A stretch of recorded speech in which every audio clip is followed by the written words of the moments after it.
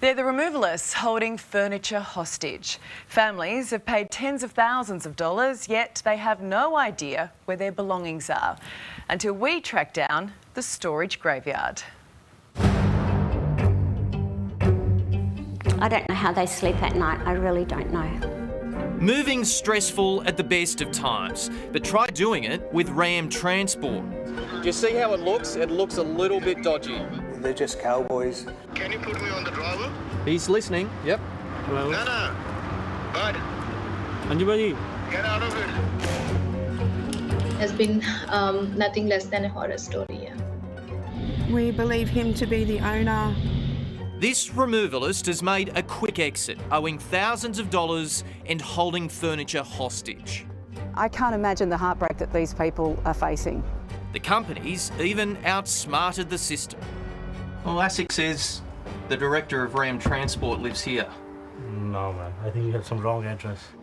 It's like Ram Transport just disappeared, but what they didn't want us to find was this.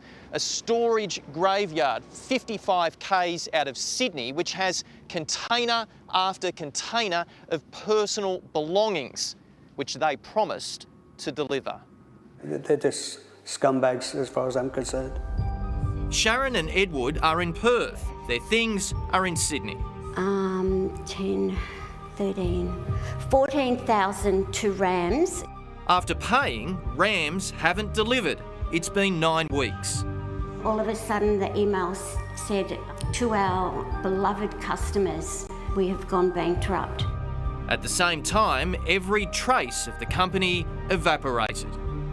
We just didn't know what to do. So we just got in the car, held hands and came home and cried. All my beautiful dresses. Eddie's lost his partner to breast cancer 8 years ago, so all her documents are in that luggage. All family photos of my kids growing up. Everything we own is in that container, everything.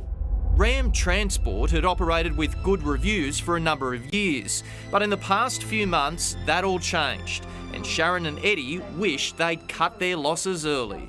You forgot to bring the lights, you haven't got blankets, you haven't got bubble wrap. What have you got? Eddie gave them a lock to put on the back of the container. Deepu and Maria are sleeping on the floor thanks to Ram. The Sydney side has also moved to WA for a fresh start.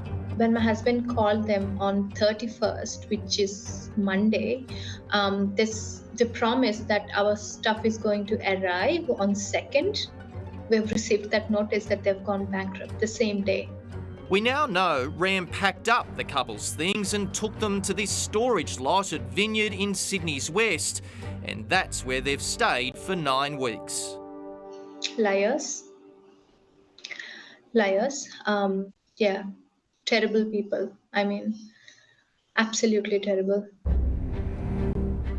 We couldn't believe our eyes when a Ram Transport truck drove into this storage yard while we were there. Where did you just pick this storage container up from?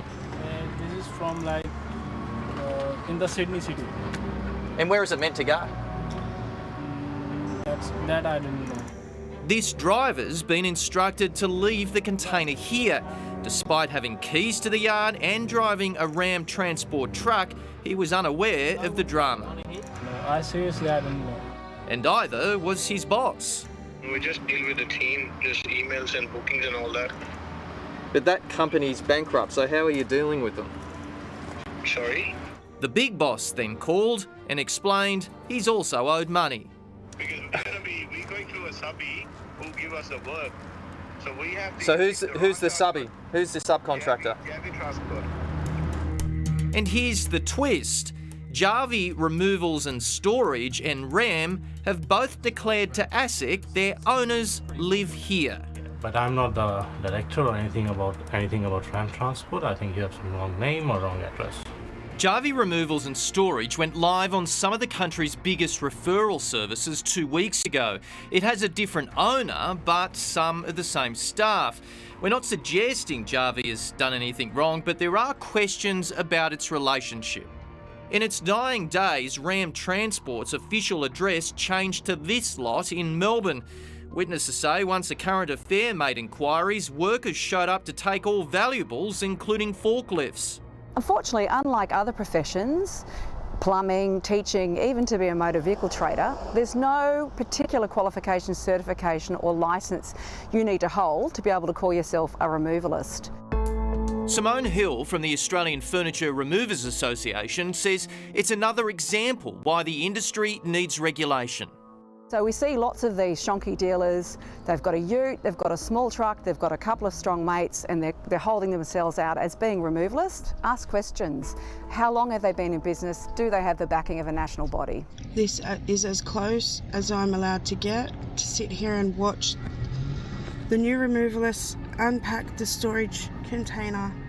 With the help of a relative, Sharon and Jeff have retrieved their things, but they had to pay another removalist. All our savings is gone. So basically we'll have to, get money from our super to be able to rebuild. It makes you wonder how many livelihoods are in these containers. And RAM still hasn't formally declared insolvency. It's our memories, our emotions attached to it, our dreams attached to it.